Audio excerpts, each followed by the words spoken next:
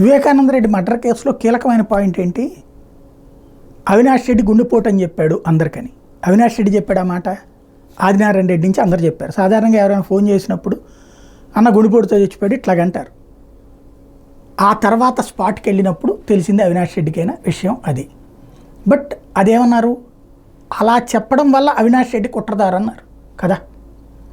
అతని సమక్షంలోనే గంగిరెడ్డి తుడిచాడు కాబట్టి అతను కూడా కుట్రదారు. గుడ్. మరి ఇప్పుడు సతీష్ విషయంలో జగన్ మీద రాయిదాడి కేసులో రకరకాల వెర్షన్లు వీళ్ళు మార్చారు కదా.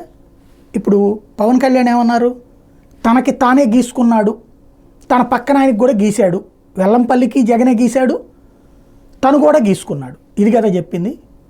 మరి అదే నిజమైతే ఇప్పుడు సతీష్ ఎందుకు అరెస్ట్ అవ్వాలి? అతన్ని ఎందుకు సమర్థించుకురావాలి వీళ్ళంతా కలిసి? సతీష్ అనేవాడి కోసం తెలుగుదేశం పార్టీ ఉద్యమం ఎందుకు చేయాలా? బోండమ్మ ఎందుకు కంగారు పడాలా? తెలుగుదేశం అనుకూల పత్రికలు ఎందుకు నెత్తిని పెట్టుకోవాలా?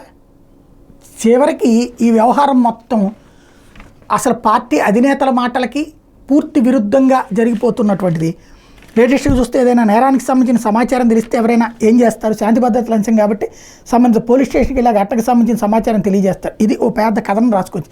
సీఎం మీద సతీష్ రాయి విసిరాడని వీఆర్ఓకి చెప్పారట. ఆ తర్వాత భయపడి వాళ్ళు వీఆర్ఓ దగ్గరికి వెళ్ళి చెప్తే దాన్ని చూసేసి వీఆర్ఓ పోలీసుల దగ్గరికి చెప్తే అప్పుడు తెలిసిందంటాను.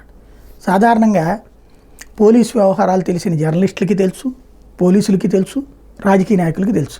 ఓ దొంగ దొరికాడు అనుకోండి, 25,000 రూపాయలు, 50,000 రూపాయలు, లేకపోతే ₹1,00,000 అతన్ని పట్టుకున్నప్పుడు దొరికినాయి అని చెప్తా.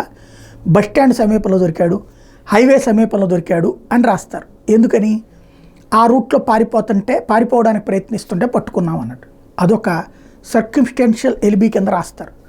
అట్లాగే ఇక్కడ సతీష్ అనేవాడి వ్యవహారంలో వీఆర్ఓకి వెళ్ళి వాళ్ళ నాన్న చెప్తే అప్పుడు పోలీసుల దగ్గరికి తీసుకొస్తే అతను రాయి వేశాడని తెలిసింది అని రాశారు. కాబట్టి ఇది అన్యాయంగా పోలీసులు ఇరికిచ్చేస్తున్నారు అని చెప్పే ప్రయత్నం. నిన్నదాకా రాయిదాడి జరగలేదు, తర్వాత రాయిదాడి చేసిన సతీషే. కానీ అతను కాస్త మద్యం తక్కువ రేటుకి దొరకట్లేదని కొట్టాడు, లేదా మద్యం ఫ్రీగా ఇవ్వలేదని కొట్టాడు. ఆ తర్వాత ఏమో అన్న క్యాంటీన్లు మూసేసేదని కొట్టాడు.